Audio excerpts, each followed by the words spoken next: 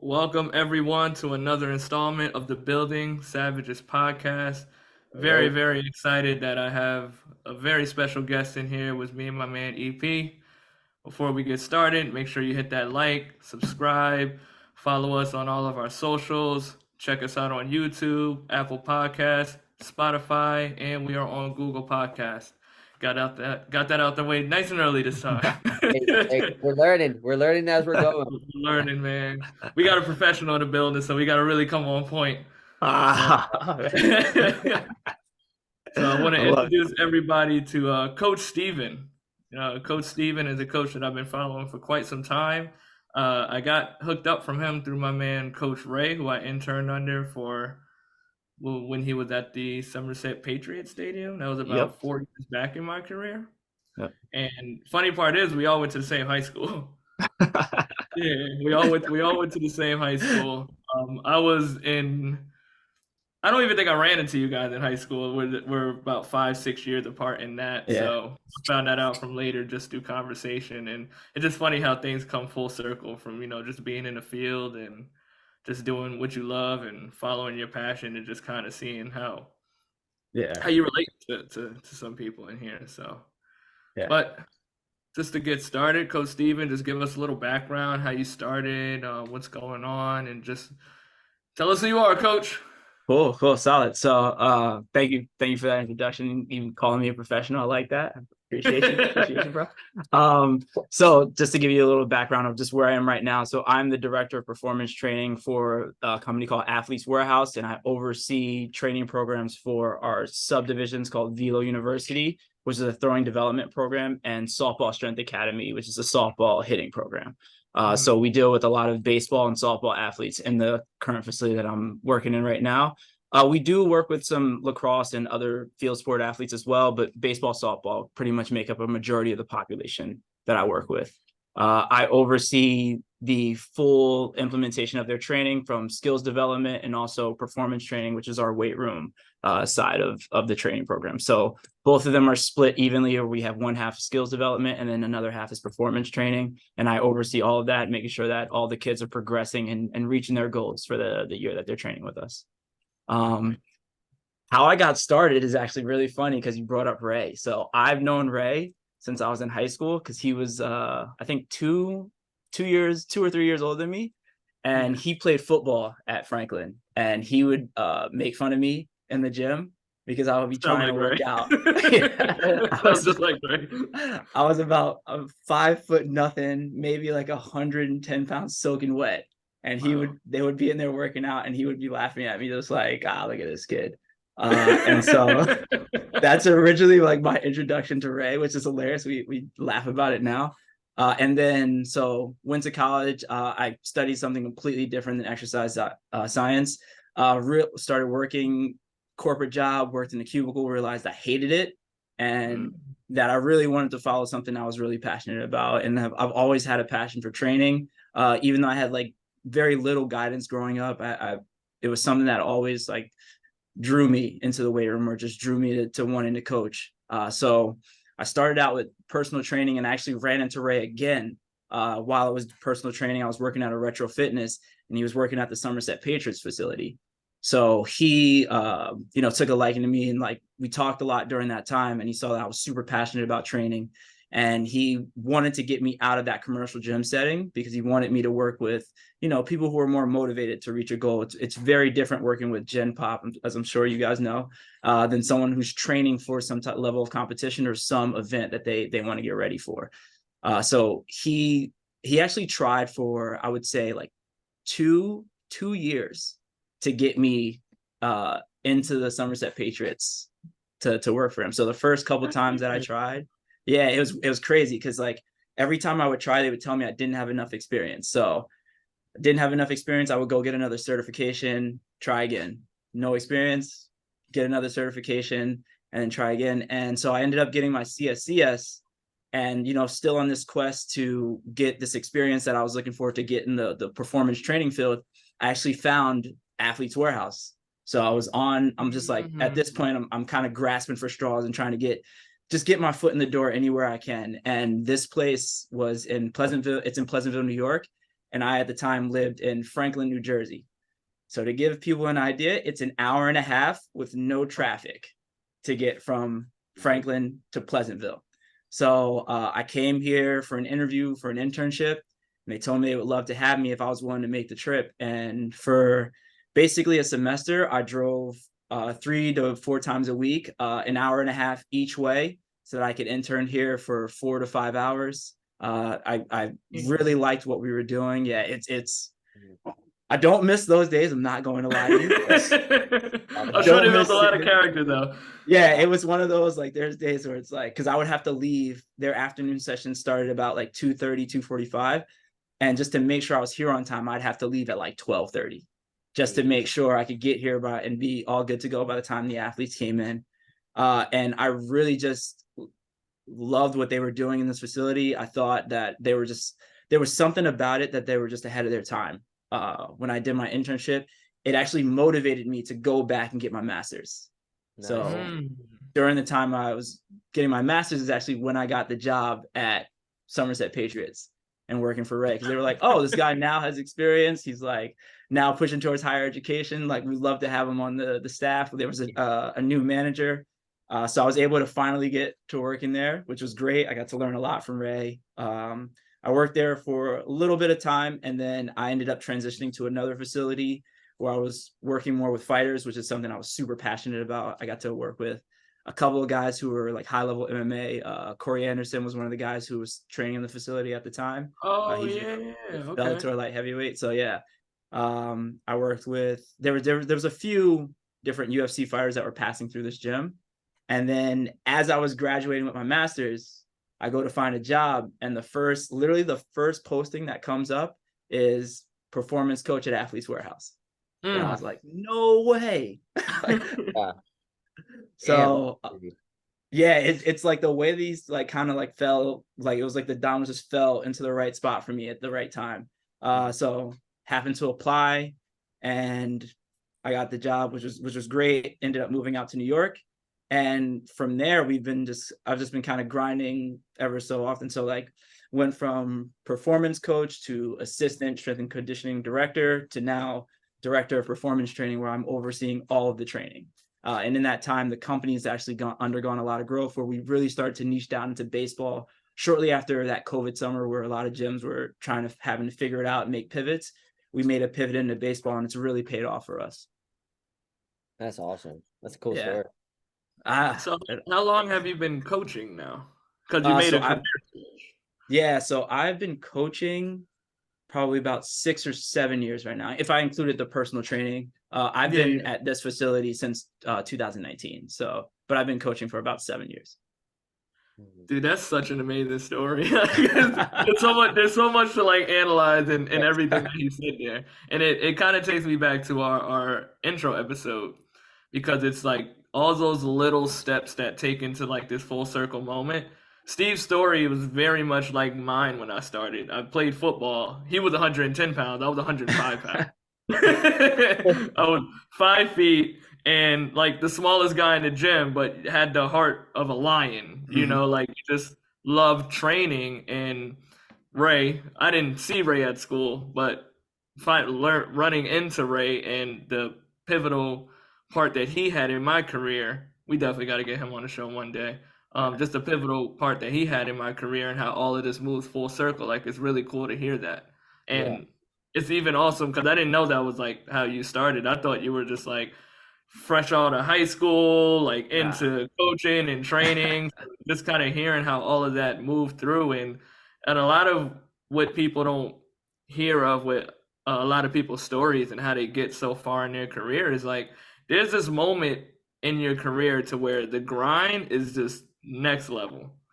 Like, you have to earn the right to have a schedule with rest and a lot of the other amenities that kind of come with building that situation for you. But it becomes a lot of this hard work that you have to have a different mindset and a different type of passion to want to put yourself through it. He was driving an hour and a half with no traffic to do an internship. Just think about that. That's 3 hours out of your day traveling alone. You go to New York, it's impossible you're not going to run into traffic, dude. Yeah. Well, on top of that too, it's like it's an internship. You're not getting paid to Yeah. do that. So let's Nah. think about the amount of grinding you have to do to drive 3 hours, work 5 hours, and then also not get any money. So he probably also had another job on the side that he was doing just to fucking survive. Yeah. And Come on, it's the man. amount of shit that you had to do. So that's crazy. And I feel like Yeah, people man. forget about that grind. And It like, was one of those things that I was just like, I had to sacrifice for it. And because I knew that at that time, to me, it was almost, I don't want to say desperation, but it was like, this is the one chance I got. This is like Of no course. other place is letting me get this experience. This place is giving me that opportunity. I got to capitalize on this opportunity as much as I can. yeah, Because he could have easily told himself, like, hour and a half, that's way too far. Yeah. yeah, But, like, when you're looking at it in this temporary sacrifice that you're going to make and where this is going to set you up for the long term, and also knowing the value of having a place like this, too.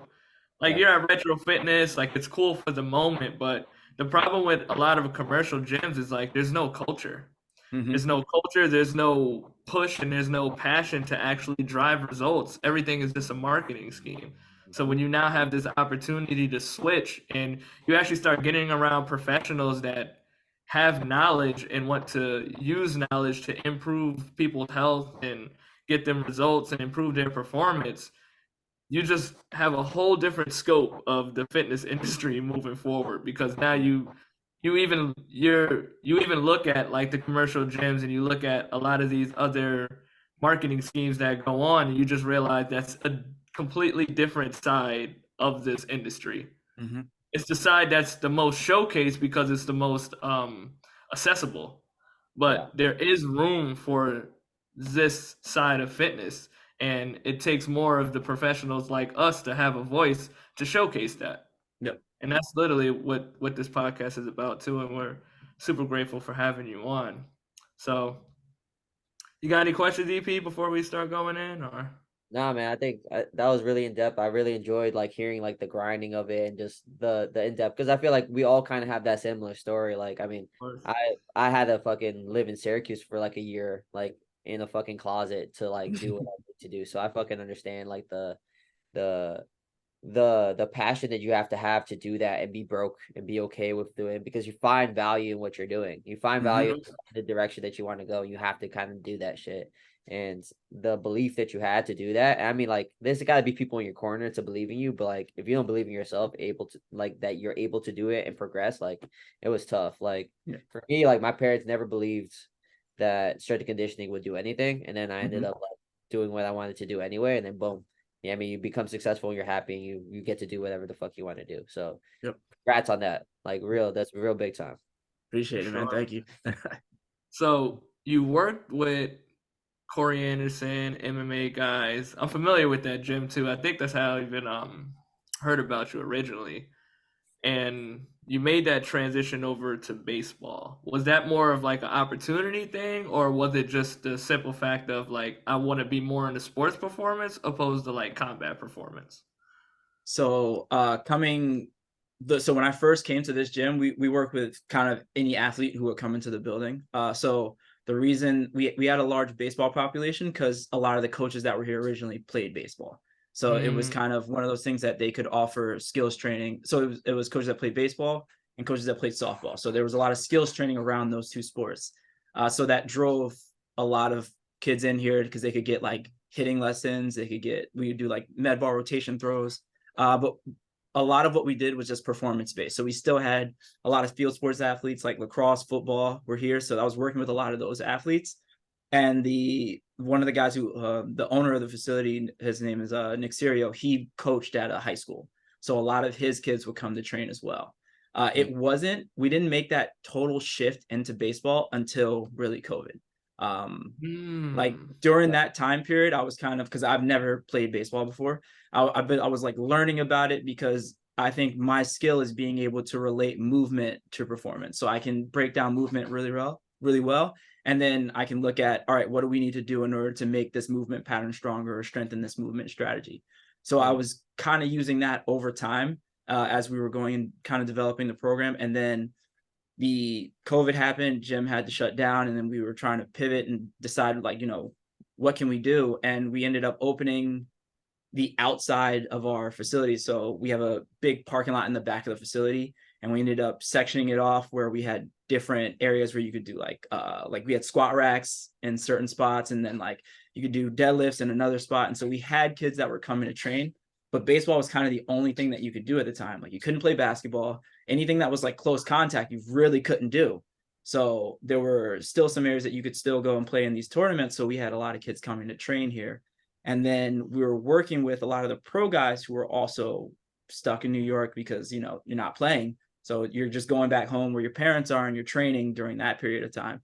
And so we kind of had this pivot, like, all right, well, this is something that we can find a lot of value in, and we can, we have a lot of experience in this already. Let's just niche down and actually like double down on our efforts so far. And so it's been tough for me because I've had to basically learn a skill that I've never actually performed and be able to evaluate and assess, you know, what someone does well versus things that they need to work on. But, you know, to me, I love that part of it.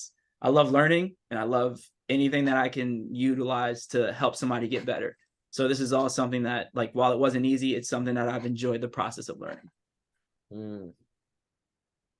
Interesting.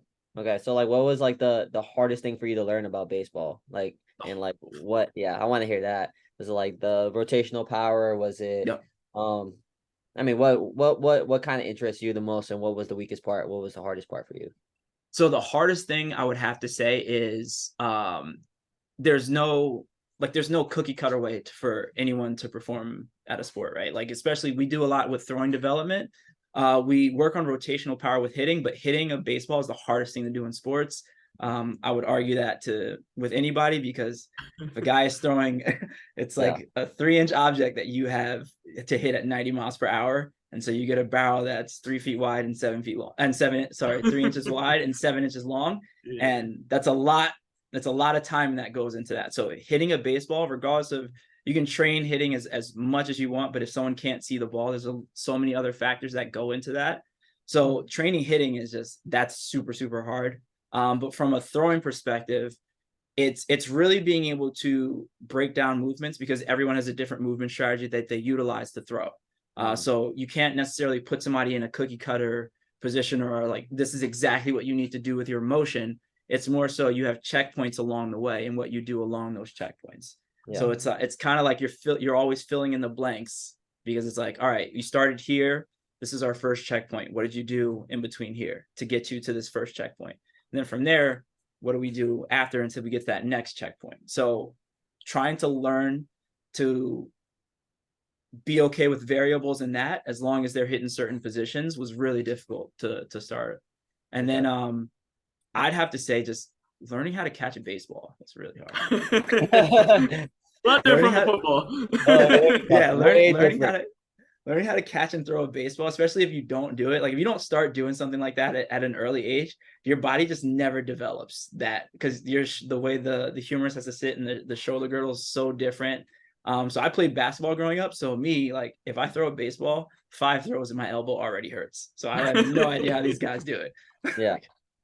That's funny. So what does the assessment process look like? Because it's something that we talked about before, that each player, each like person is a little bit differently, and you have to understand how they actually move and how to correct their movement without actually doing the cookie cutter way, like you said. So what does the assessment look like for you guys?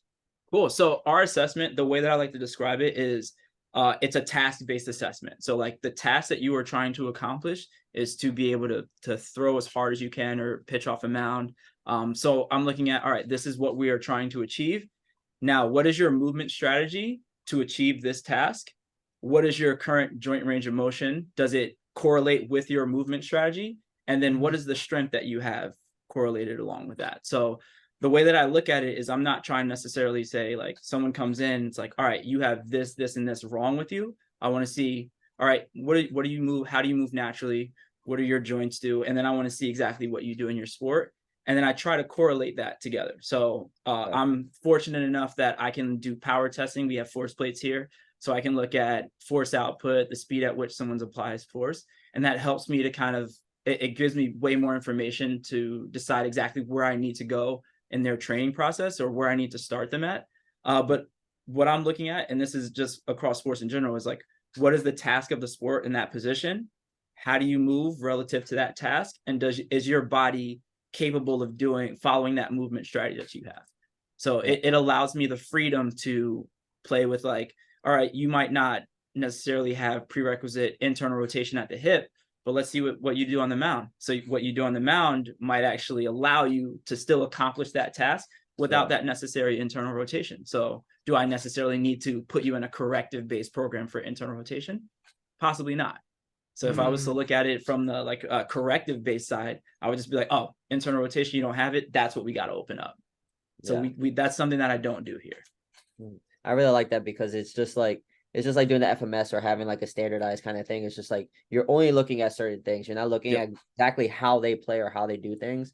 And I feel like a lot of coaches have the thing of where they don't have the freedom to do that, or they don't have like the capability to see that. And I think it's very important for athletes to be able to be like, all right, do what you do and do it well. And like, we could correct the little things instead of correcting the whole thing and just be like, you're wasting your time correcting internal rotation when like he throws fucking really well. What else can I fix that's more important for you right now? Or not fix, but kind of like develop in a better way.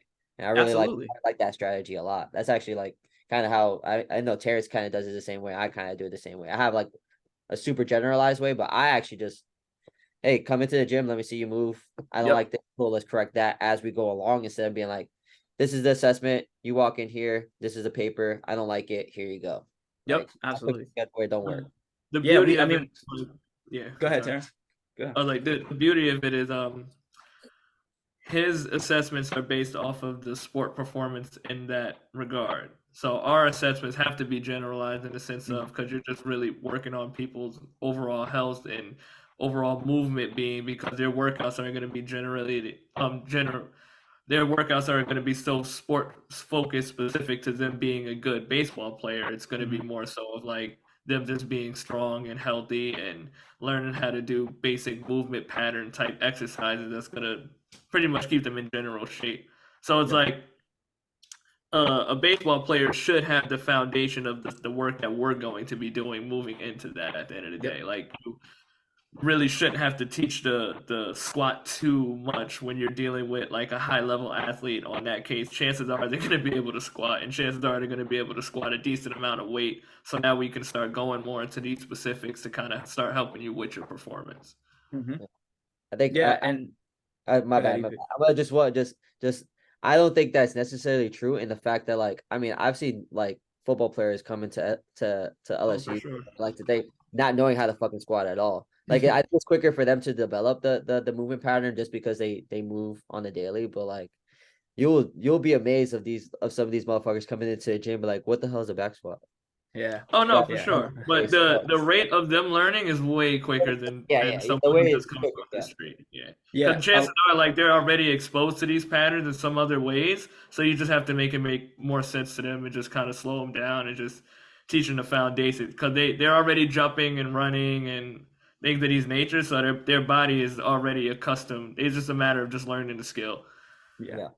Yeah, a lot of times what we do, especially if someone's coming into the gym, they have no training experience. There are a lot of kids that come in that are really good at the sport but have zero training experience. So like during their workout is going to be oriented to teaching them awareness and teaching them to learn a lot of those movement patterns before we start to load them. So while I don't necessarily assess somebody in terms of like, all right, let me see what your hinge looks like, let me see what your squat looks like. Those are things that we're kind of assessing on a daily basis. So I'm looking at somebody when they're training. I was like, all right, this kid's never worked out before, but he's got a pretty good squat. All right, let's bag this exercise that I originally wrote for you, and let's progress it to something that seems to be a little bit more challenging for you. And it might also be the opposite, where a kid can tell me that, I work out by myself all the time, so I got plenty of experience in the gym. And I see them go to squat, and I'm like, whoa, hey man, let's slow down, buddy. let's pull this back.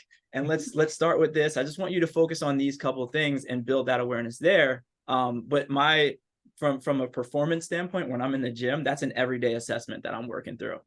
Yeah, I like that. I like that a lot. And just having and we talk about it all the time. Like, I'm a big fan of having a skeleton. I never have a permanent workout. Never like, it's a generalized, like, but like we're moving through these patterns. If I don't like that pattern or it's time to progress, I'm gonna do it on the spot. If I don't like something, I'm gonna regress. And it kind of gives you the freedom to kind of mess around and meet somebody where they're at and actually give them the awareness that they need. And I really enjoy that. You were right, man. I do like this guy's mentality. This guy's amazing. This guy's military program. I like this shit. I like this shit. Let's keep it I going. told you, I was very excited to have Stephen on. Yeah, And the me fact too. that he messaged me and be like, yo, I watched the podcast, I was like, holy shit. Yeah, dude. Doing something. Hey, man. turns out like you're gonna like him. It's like, all right, man. I trust Terrence, but I might like him. But like, no, I like this dude. I like this Evan's dude. an introvert, so. Hey, man. You know what's funny? I am too, bro. I actually like it's just I enjoy like this is something that just like brings energy out in me. And I enjoy getting around people who, you know, can match that energy, but also love to talk about training as much as I do. So this is something that I really enjoy. But EP, to talk about what you referenced, you know, like what you're talking about is literally coaching. That's why coaching is so valuable, and it can't be like just AI based or like just automated. It's something about just that personal experience, being able to make a change on the fly, being able to even add a small cue to someone. Like those are things that's the beauty and the art of coaching. Yeah, exactly. And I Be think in the that, details. yeah, it's all in the details. And it's like going back to the subject that we had before about having like the culture of like the retro fitness and the difference that you feel like where you're at now. It's just like we do personal training, but we're not personal trainers. Yep. That's what we do. We are coaches and we develop and we kind of move you in the correct direction that you need to go. But we're also going to do it in a way that kind of like builds you. I mean, that's exactly what a coach is. It's a bus that takes you from A to B. That's literally what we do. So we tweak here and there and just have fun doing it. Yeah. And I think one of the things that makes the biggest difference to me that I've seen since working with general population and working in sports performance is all the other factors that I have to take into account when working with the athletes that I work with. Like, yes, general population, like you still have to deal with stress, what they ate during the day, like energy levels, how much they slept. When I'm working with an athlete, I'm working with, you know, all right, you have other coaches that you have to work with. So it's like, what did you do at practice? What if you have games coming up, what is your workloads going to be from a games perspective? When we're off season, I'm looking at what is the skills development time required. So I have to allocate time for each and every one of those things and make sure that I'm not overloading in the weight room where someone's not going to be able to perform that skill well. So I think that to me is part of the art too of being able to manage workload, which is a big difference to me. Yeah. I really like this subject because I feel like nobody really talks about a lot is the managing workload of just, I mean, athletes, but also general population. Like, I mean, they have to be able to do their jobs and shit like that. You don't want to just kill them and then not be able to be aware enough or physically capable enough to doing their stuff. So I mean, I don't have a question on it. I think it's just a great topic to go into. But Terrence is the question guy. I'm just more of the I just have more to add towards that because I was just having a conversation like this with someone at the gym, and I was just telling him like the name of the game is improved performance at the end of the day, you know. And I'm like, I work with a couple of guys that do boxing and Muay Thai there, and you know they're asking me about like the strength train. I'm like, bro, you don't need to be killing yourself in the gym with 5 to 6 workouts a week. I'm like, you have other training to get to, and I'm like, my job here is to improve your performance. So I'm not here to just destroy your body and make sure that my legs hurt so much that I can't kick, or I couldn't run today because you know you killed my calves the other day, and it's just like, well, what are we doing at that point? You know, so my goal is to make sure that whatever skill base that you have in whatever that sport is that you're doing, that I'm improving the athletic abilities that you're able to do, because the beauty is going to come in your recovery as well. So Absolutely. if you're not recovering well, you're not sleeping well, you're not managing your time well, you're not eating well, like, and now we're just ruining your body with these workouts, and I'm just trying to stroke my ego and just give you the hardest training you've ever seen. It's like, well, what are we doing at this point? You know, and I think that's where the communication really comes in. And when you're a coach, your goal is to guide your athletes, right? And your goal is to give them resources and tools to help improve whatever their desired goal is. So the more your athletes are honestly communicating with you, the more you can set them up for success. So you shouldn't lie. Athletes shouldn't lie and withhold certain information just for ego's sake or whatever that sake is. Like, it's really important that relationship, and bringing it back to what you said, you can't have an AI generate things like this. Like, the relationship between a coach and an athlete is a very special, important one. Absolutely. You know, Yeah. And to speak to that point, like a lot of times there's so many things that you brought up that I thought were just awesome points. The recovery aspect, like there's this, for some reason, there's this culture that like you have to be training hard physically every single day. And it's just like, that's the recovery is where the growth happens. Like the goal of training is you break your body down, and then the recovery is what builds you back to that point that gets you to the point that you're performing better. So a lot of times people just they either try to overdo it with too much volume in the gym, or just too many consecutive days of training. And it's like, you can still train and not do something physically. Like it's mental training where you're going, even like watching fights is something that you're just dedicating your time to. That's still training, and it's still going to help you be better at competition. It's just, you get to rest your body and you're just training yourself in a different aspect. And then you hit on communication, which is huge. That's the one thing. Like even now, like everyone's so big on like individualized workouts, and like I want everything personal to me. It's like the only way that someone can make something personal to you is if you communicate with them, because that's when we know to make adjustments. That's how we know exactly what we've been doing, if we're on the right track or if we're not on the right track. Because I can only assume based on what I've written, like, all right, like I think we can get good results off of this, but everyone's different. What someone else responds to and is able to recover from, another kid might get buried by it. So if that kid's yeah, not letting me know, then I can only assume that both these kids are moving at the same rate together. So being able to communicate honestly with your coach, it requires the coach to have a good amount of buy-in with the athletes, and to let them know that you're personally invested in their success, and that you want them to do good. Because a lot of times, especially with the kids that I work with, they don't want to say anything because they don't want to come off as weak. And it's yes, like there are some times in your sport that you might have to push through some discomfort. Yeah, but like I'm helping you on the backside of things. Like I need to know, like, hey man, I'm not feeling it. My arm is hanging today, or like my shoulder's bothering me. It's like, all right, I can make an adjustment in your training based off of that. If you like, it's a little different than the game, that like being in the game, being competitive, but like when we're training, like I need you to communicate with me as much as possible. And that way we can progress towards the goals that we set forward. Yeah. and that's the difference between like just following a workout and actually having coaching behind you. Mm-hmm. And it's like I always tell people, just looking at a blanket program like without any details in it, like a lot of programs can look like they're extremely easy until Yep. you start looking at what someone's intent is behind the workout. Hey, I Oh need yeah. you to warm up at this, and maybe your RPE or your intensity is I need it to be at a 7 or 8 here, or for split squat jumps, I'm looking for you to get 4 inches off the ground with each jump, like little things like that. Because I Yep. was explaining the split squat jump to somebody yesterday, and I was like, this is a set of 10 split squat jumps, but my foot is only coming off like a half inch off the ground.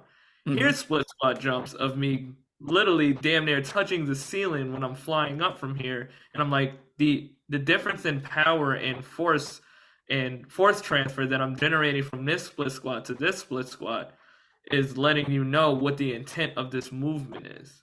Like a Mm-hmm. kettlebell swing, you can do kettlebell swings really lazy once you get the actual like the pattern of it. But Yep. it's the intent behind the kettlebell swing is what's gonna really generate whether I'm looking for this to be a little more on the conditioning or like longer endurance side of the swing, or if I'm looking for some really hard force transfer swings. And I think that's where the difference comes in, just to move forward on the points that we said of just following a blanket program without communication, because it's like it might not it you might have the structure of what needs to go down, but you might not have the full intent on how this is supposed to be delivered to you, Yep. I and think what adjustments need to be made too. If Yep. you're not vocalizing, if I have you doing 3 sets of 8 squats and you're not vocalizing with the issues that you're experiencing with your squat, I might still want to keep that 3 by 8, but maybe I might make a variation that's more suitable for you to get the result of what I'm trying to get with this squat. Mm-hmm.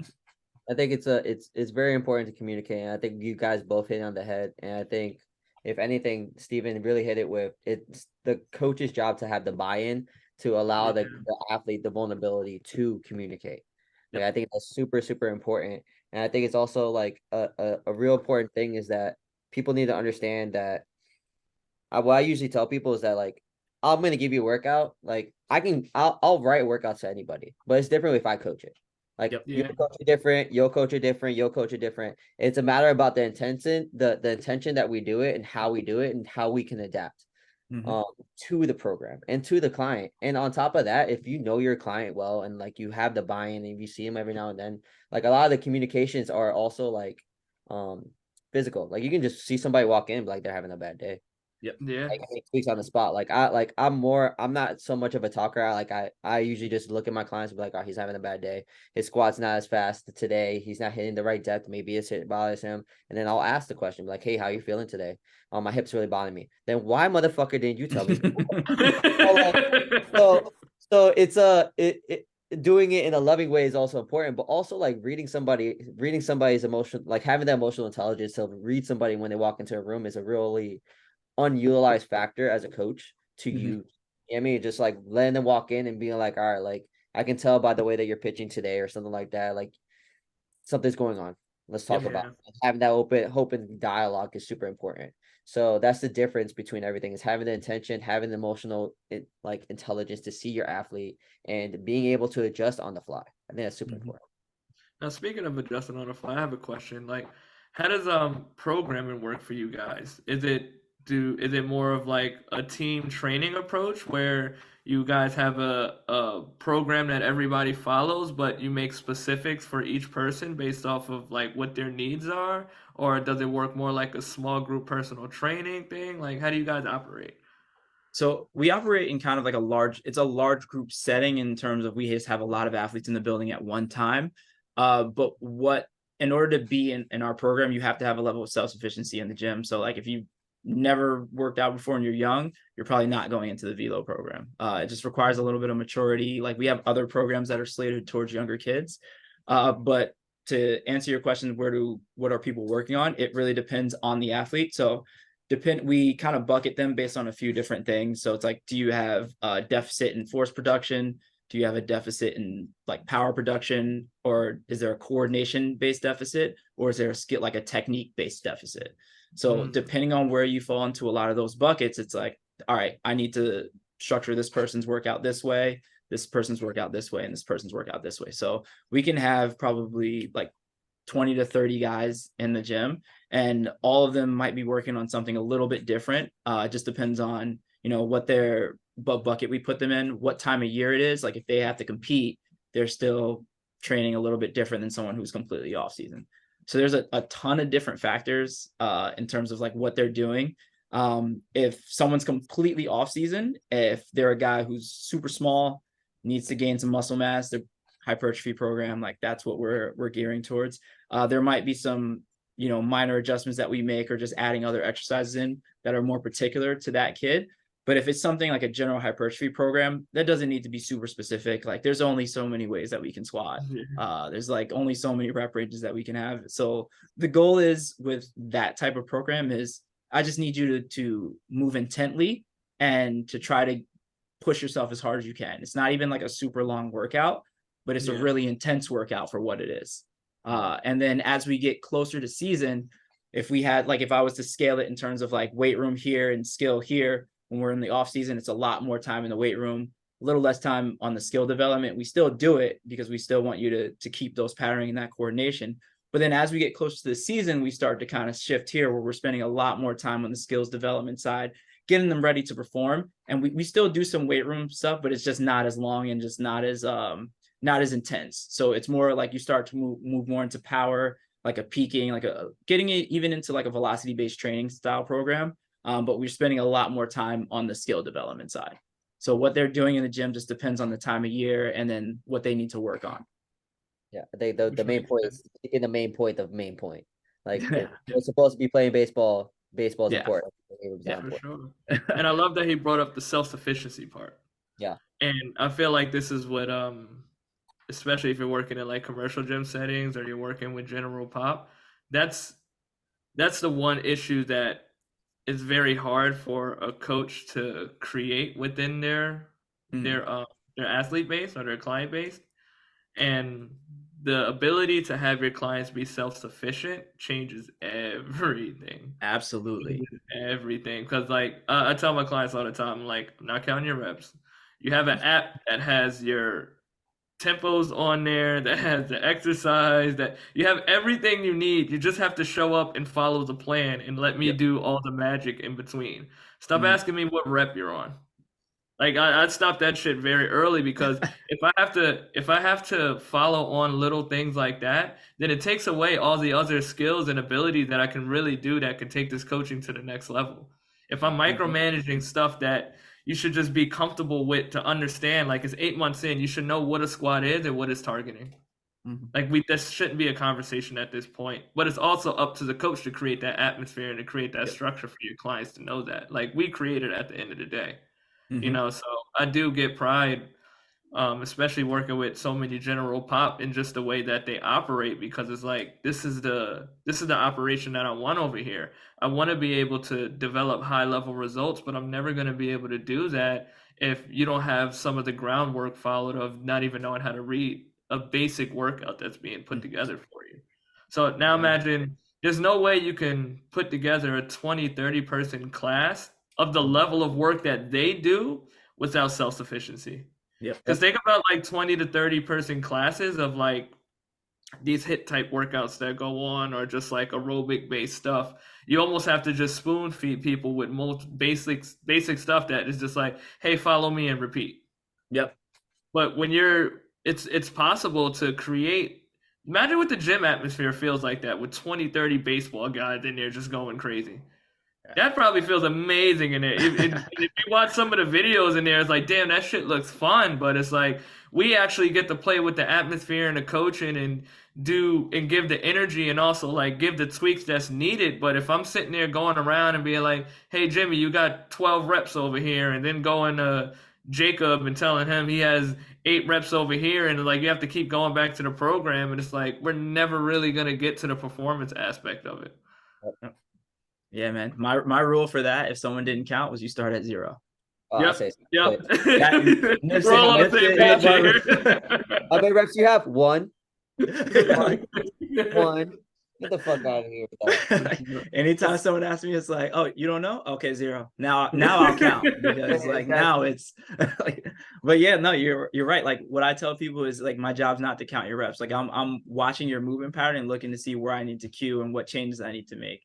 And that's what we do in the program. So it's like the kids, they know what they're supposed to do, but I'm watching somebody do a squat and I'm like, hey man, like I see that you're not really utilizing your feet as well, and you're not creating tension on the ground. Like, let's try this, do this, and let's go into your next set trying that. So I'm still making those cues, and them having their app and their program allows me to move through a room and kind of add those cues and just be able to coach them through movements a lot more efficiently. And you guys have the Athlete Warehouse app. So like I guess like the videos come on there, and it's pretty much like a database. You just log it in, right? Yep. Yeah. It can't get any more self-sufficient than that, bro. And that's why it kills me for people that's not following the program. Like, it's 2023 today. Like everything is coming with like detailed guidance and videos, and all you do is just tap a button and put your number in of what reps or weight that you did. Like, how can you not be self-sufficient when it's literally that dummy proof for you? Yeah. Before, when we were trying to, like, all of us are passionate about training, and we're figuring out PDFs, name of exercises, no videos attached to it. You're trying to YouTube it, figure it out, or just like it's just different. Like you literally have a video that shows you what's going on. No, Yeah, that's how lazy people are, bro. I used to have to figure out how to squat by not hurting my back. Yeah. Low back exercise. Every exercise is a low back exercise if you do it wrong enough. Then you figure out the other way. That's all it is. Yeah, all my training programs when I first started working out, they were all just Excel sheets, and I was like, I think I know what this exercise is. Either that, or and then you're probably doing it too fast, like you're doing real delta fly, then it looks like you're doing power cleans. Not even he's like rows, and then he's like actually rowing. I don't understand. I don't feel like I'm doing anything here. So here's another question too. What was the adjustment going from like training combat athletes to going so sport specific with baseball athletes? Like, what's the difference in like their training style, their mentality, or even the way that you like do things? Yeah, I mean, so combat athletes, especially like MMA, like, and you talked about this before. It's like they have so many different disciplines and so many other things that they need to also get coached on or have sessions with. So it's like a guy who's doing MMA has a BJJ session, they have a Muay Thai session, they might have a wrestling and boxing session as well. So those are all things that you'd have to take into account when they were coming in to train. So it's like there might be a day that you'd have a workout set because, you know, this is originally what the plan looked like. And they come in like, yo, dude, I was rolling today and like my shoulder is killing me because someone like tweaked my shoulder the wrong way. And you got to throw the whole plan out the window.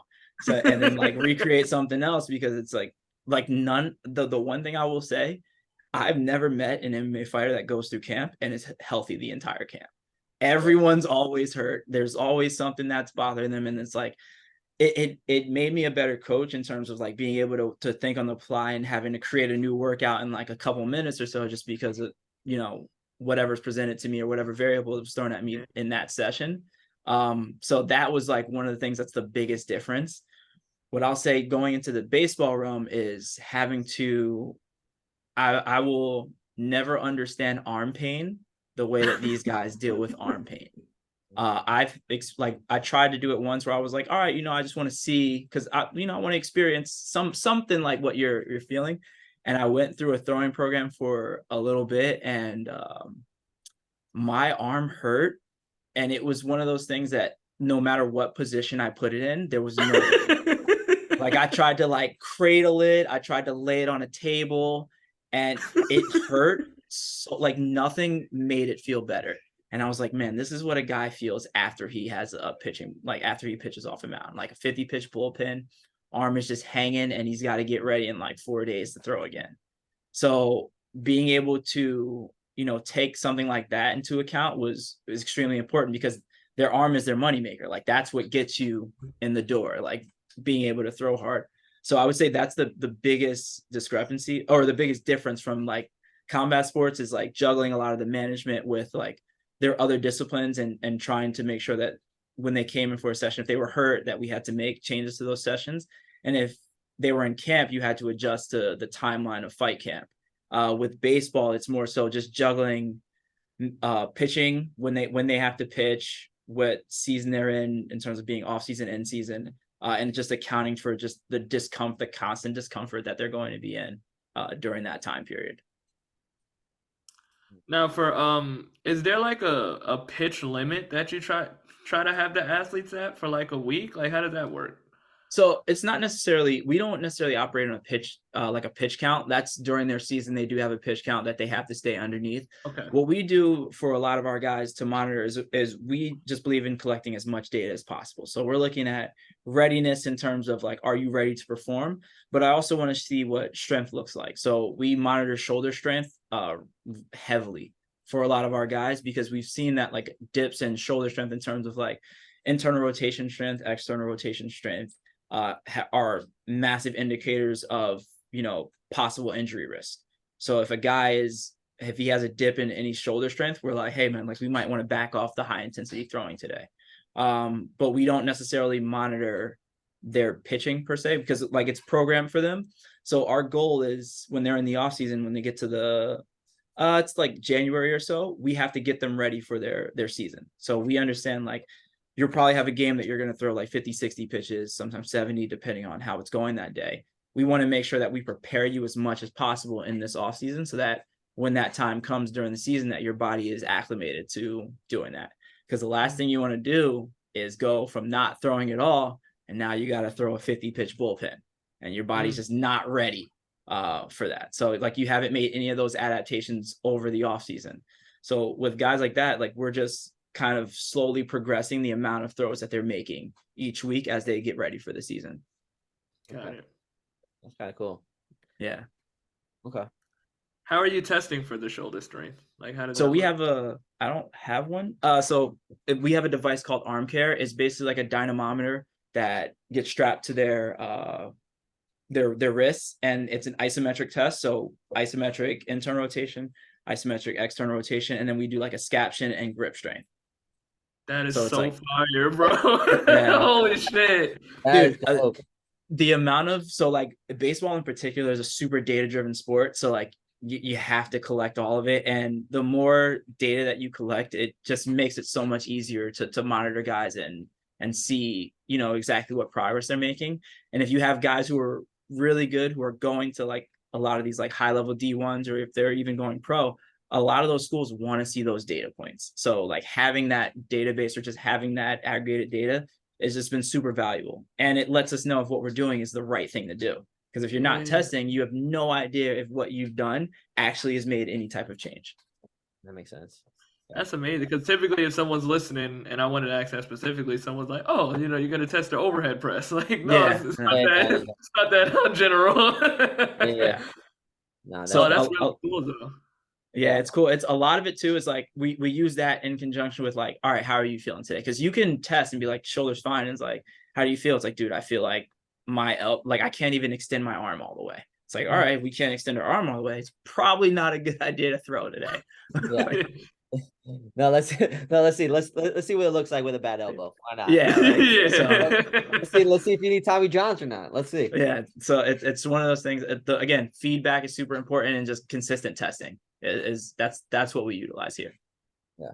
I think, I think as strep coaches, sometimes we forget, because like I'm a whiteboard person. Like we have an app and everything like that, but I forget how important data is, just to kind of like from point A to point B to see how much growth, but also see like any dips and variations and stuff like that. Other than just like for us, for general population, and I know Terrence might have the same thing. It's just like maxes or timed positions or something like that, isometric. So I think having the data is super important, especially for sports, but I think it's underutilized in general population. I think that should be a little bit more of a constant. Yeah, I mean, but even that is still data, like, because it's still stuff that you're tracking. Like what you track doesn't necessarily matter. It's just particular to what you're doing. It's just, as long as you're tracking something, is going to be super vital, because that's going to show you the change. Yeah, and that builds the trust with who you're working with too, right? Because sometimes your athletes don't even notice all the changes that are going through with them until you literally just put them in situations, be like, look, remember when you used to do this and now you can do this? It's like, oh, you know, like you need those oh shit moments. And even as athletes, right, you need those moments too, to just let you know that your work is paying off. And then you start to look at coach a little bit different, like, damn, man, he got me from here to here. Like, I wonder what's next. No, or even one of my favorite things, which is never a good thing when someone experiences pain, but when someone comes to you with pain and you relieve it, that changes the game of the relationship you have with that person. You want to talk about creating like a buy-in for life? You eliminate pain, especially if they've been dealing with it for a long time. You eliminate pain from somebody, that's lifetime buy-in. For sure. It's always funny. So I have one of my assessments is just, I mean, just like anything else, is a squat, and some people just never ever put anything under their ankles before, just to actually allow them to get like a full range of squat, because, you know, like the inability for their ankles to do all this stuff, and they'll be like, holy shit, I squatted below parallel. I will pay you right now to train me. I mean, just like, it's not even paying. It's just like, oh my God, I can squat now. It's just like that simple. And it's also very simple things. I think people don't understand, like when you hire a coach, or you get somebody that's as talented as, I mean, I'm not saying we're fucking amazing, but we are amazing. Well, like if we get somebody who's talented, who understands, it's the little tweaks that are important, like the fucking pain relief that you just put, like maybe like you do some nerve flossing, or you put somebody in a different position, or you work on the internal external rotations just once and it's magic. It's like, all right, let's constantly do that.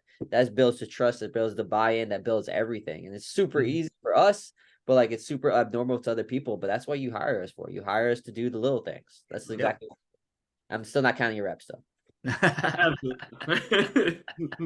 Absolutely not. Now, so we learned a lot about what you guys do there. So I would like to get into a little bit of like how your training looks for yourself, right? I know you currently still train MMA, I believe. Oh, Muay Thai. I'm sorry. Now, did you adapt Muay Thai from your old gym? Not as much as I like. No, I still love Muay Thai. It's just, you know, it's tough to train sometimes with the schedule that I have, but I try to at least get 1 or twice a week in. So that's like my minimum at least. My own training is kind of like a hybrid style training program. So it's like, yes, I still enjoy like lifting, but to be honest, at this point, like I'm not, it doesn't like necessarily do it for me. It's more so like I'm doing it just because it's a part of like what I enjoy doing. Like training is important to me. So I understand that lifting weights are super important. I probably lift maybe 3 to 4 times a week. I do actually way more cardio than I've ever done now than I've Nice. ever done before. Yeah, I'll do a lot of zone 2. I try to accumulate probably like an hour and a half to 2 hours a week. And then I started swimming recently. So Oh shit. yeah, so I kind of just try to do, my goal is just to have the healthiest possible life and just like be able to always perform. So I want to be able, as long as I can, able to run, jump, sprint, if I can swim, if I can bike long distance, if I can, you know, lift a decent amount of weight, like that's what my goal is. And I want to just, when I have kids, be able to get on the ground, play with my kids. Like, so anything that I can do to facilitate that type of lifestyle, that's what I'm interested in doing. But I just like punching things and kicking things. I knew I like this guy. I knew I like this A guy. little bit of control violence is always good. Look at that. Yeah, I love it's that shit. Yeah. Muay Thai is one of those things I tell the coach who I first work with, Spider Muay Thai. He basically saved me during grad school because like Muay Thai was the one thing that I could do that I was learning a new skill, and it made a huge difference for me. So forever indebted to him. And like, you know, he showed me, I got to learn Muay Thai from someone who truly loves the sport. And so it just carried with me through this time. So shout out to Spider Muay Thai. Oh man, that's amazing. And it's funny, we have these conversations on here a lot. Like a lot of us who are just like super gym rats when we're younger, right? Yep. When you get older, it's like you have this strength based on you already. And it's just like at this point, you're like, I'm not gonna try to put 700 pounds on my squat. Yeah, You know, it's like yeah. then the amount of time it's gonna take to get an extra 5 to 10 pounds. It's like, is it worth it for everything else that I'm gonna sacrifice in my training at this point? Like I have a good strength foundation already. So you do start to explore other ways of fitness. Like I'm starting to lean more away from lifting so much, and I've actually been getting into a little more cardio. I probably lift like once or twice a week at the current stage that I'm at. Yep. You know, so it's amazing to hear this coming from you as well. And me and Evan had these conversations as well. Like Evan came from a very powerlifting style background. You look at him today, he's posting up on his story, ran 5 miles today. Like, No. Those, I changing. I don't smile when I do it. I enjoy Oh, you smiled on the last one. I did smile on the last one. But like, yeah, it's interesting because I mean, since we're not powerlifting anymore, like again, like you said, I'm not trying to get 700 pounds. I'm just trying to be the strongest human I can be and never get injured and always be healthy. Yep. I mean, right now that's like me. I mean, I'm not gonna ever run 5 miles after the high rocks. If I continue to do it, then it's fine. But like, I also want to be able to run. And like we talked about it before, it's one of those things where like people forget how to run, or like they don't at a certain limit. They're like, I'm not running anymore. Like, dude, you used to run as a child. Like, you just want to give up on running. Like, what? Like, I'm not saying run like a marathon, but like, you can't even run right now. You can't even crawl. You can't even get up off the ground without your hands. Like, these are important things that you should be able to do forever. And man, not being able to do it when you're 30, 35, 40 years old, bro, like, it's going to be a hard road, bro. Yep. And what people don't realize, people don't realize too, a lot of times like strength is easy to carry over. Like you said, like you've already built that foundation. As long as you're pretty consistent with at like even like 1 to 3 times a week, if you're consistent every week with getting those lifts in, like you'll maintain a good amount of strength. Power and speed, massive drop off as you get older. And for some reason, we just thought like, all right, I don't play sports anymore. I should never run and I should never jump ever again. So I never need to do this. And then like, that's why, like, I don't know if you saw the video, like Kevin Hart tore his abdomen trying to run a sprint. Yeah. You didn't see that? He like tore his abdomen because if you don't do it, your body will literally tighten up, and then you go to express that power. And all of a sudden you have your tissues can no longer handle that force. I want to try to keep my body able to tolerate force and handle that for as long as possible. Yeah. No, 100%, 100%. Imagine from going from not doing anything to being like, hey, let me try 110% effort on this today. Yeah. Why not? Hamstring, complete ACL tear, fucking torn abdomen. It's funny.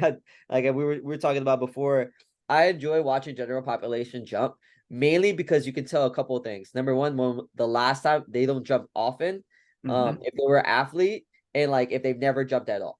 Like you can tell three things from watching a general population do it. And like it's just like you have to be able to do this. This is super important because like you never know when you're gonna need it. And the one time you do need it, you're gonna break something. So you might as well do it in a safe environment. And that's kind of like what we're trying to say. It's like might as well do it somewhere. Yeah. And just having that pliability in your joints and tendons and muscles to be able to do something like that's super, super important. It's gonna reduce your risk of falling and having massive injury as you start to get older. You know, like Yeah. these are all things that we really want to look at. Like the ability to sprint is really big. There was a video going around of a 70-year-old guy who did a 100-meter dash in 15 seconds. I thought Damn. that was incredible. Yeah. My client just told me about a 90-year-old woman who just did a marathon, 3 hours and 33 minutes. That's crazy. Jesus. Insane, bro. Like, What? that's So wild. like you just look at these things and it's like the capability of the body when we allow ourselves to explore the different ways that we can stay in shape and that we can stay healthy and that we can stay strong. Like you never want to box yourself in with that. You know, it kind of goes to one of the episodes that we had where I like to explore a lot of different realms of fitness. Everything for me is still through the foundation of strength, but strength carries over into every other field that you would want to jump into. You know, so when you're getting into combat sports, if you have a good strength base, now once you learn the skill and you learn the positions, you just learn how to generate all the force that you already possess, right? If you're going into let's say yoga, right? Being they say you have really good balance, you have good core strength. Now you just kind of learn the positioning and you just kind of learn how the structure of yoga is set up. You know, it'll help your performance there. So I think that's really what it really boils down to. And like when you and I, Evan, are working with our general population, our goal is to get you to build a fitness foundation. And I always tell people, I'm like, once you get to a point where you're comfortably strong, you got good balance, you can run, skip, jump, do a dead hang for over a minute, couple push-ups, lunges, things of that nature. Whatever your desired goal route is that you want to go to, you have the foundation to do it. Yeah. You know, maybe you want to get into rock climbing. Go for it. You know, maybe you want to take up I have a client now who just told me he's doing archery. I think that's cool. Like Yeah. it's super cool. So now all the strength that he has from our thoracic rotation and core work and you know a lot of the rear shoulder and upper back work that we've been doing, like there's gonna be some payoff now. Like he's just taking the strength base that he has and he's utilizing it into a skill. And I think that's where you start to go after a while. Like squatting, benching, deadlifting, like all these things are good foundational movements, are good bang for buck things that we know are going to get you strong, but it doesn't start and end there.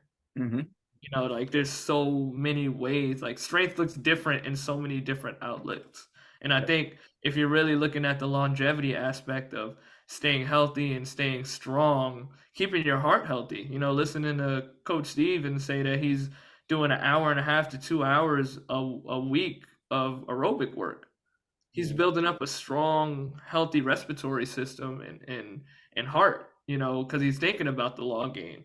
He knows he's strong. If you watch some of Coach Steve's training videos, bro, he's a dog, man. I'm gonna go watch some of his shit. That's why he's talking away. Hey, very humble right now, but couple things I'll be looking at. He was like practicing to do one arm pull ups and shit like that. It's a different type of strength. Yeah. Ridiculous different. Like his stability and I got like a lot of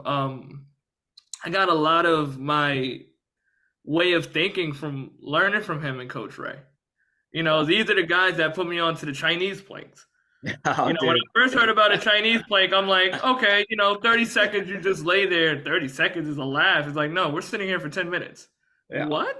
Like, you know, just this different, it's just different ways of viewing strength. Like he had me doing Copenhagen planks, 90 seconds on each side, like, you know, little things like that. And weighted bear crawls, superset with weighted Chinese planks. And like, you just like looking at how you're building up the body. It's a different way of strength opposed to just like lift heavy and rest for 5 minutes, you know? Yeah. So I definitely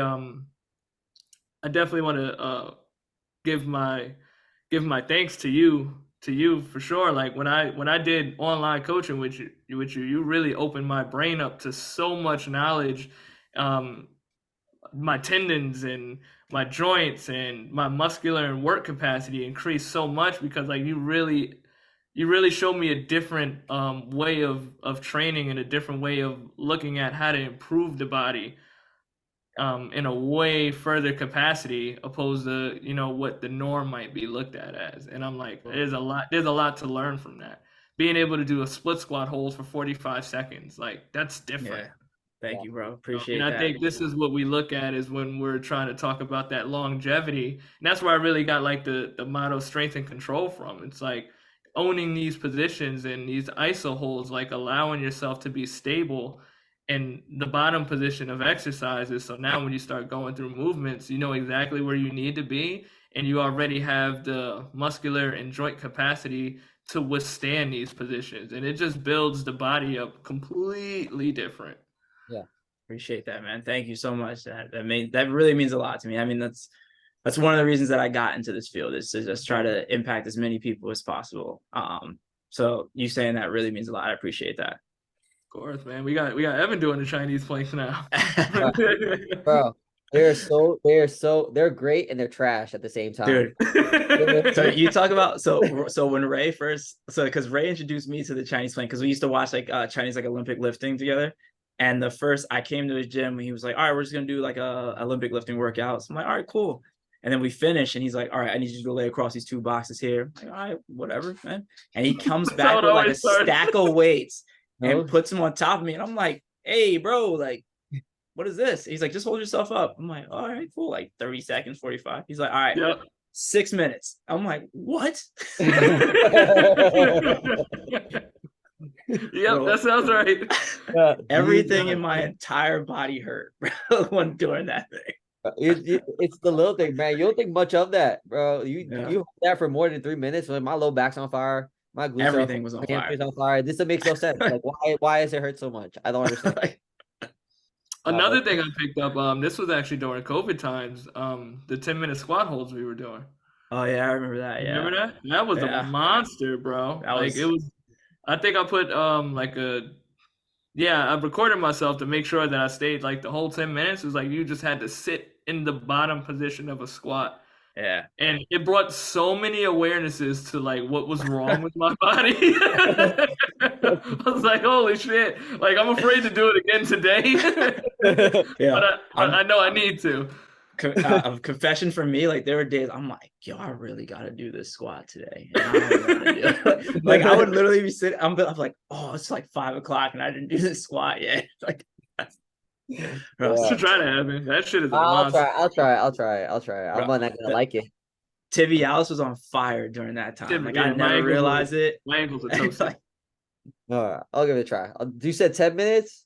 10 minutes. 10 minutes. I don't got time. You can't break positions. I don't got time. You can do it during our meeting. Well, what's funny? Actually, that'll be our next meeting. We're both going to hold a 10-minute squat, and then we're going to talk about the podcast. We can do to improve it. Make eye contact and have our knees looking at each other. So I remember there was a time during COVID that I was doing that, and I was like, all right, I'm just going to do it like outside, like whatever. And I was sitting outside reading a book in the 10-minute squat, and one of my friends from high school drove by me and was like, what are you doing? I was like, hey, bro, like, don't worry.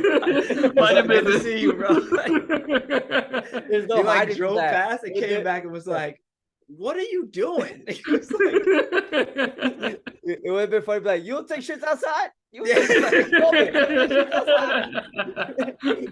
On the sidewalk? On the menace of society. Just nobody's outside. COVID. Ain't nobody outside. Yeah. It's just Stephen with his book outside squatting barefoot. That's the only way to get away with it with not looking weird. You shitting outside. That's all.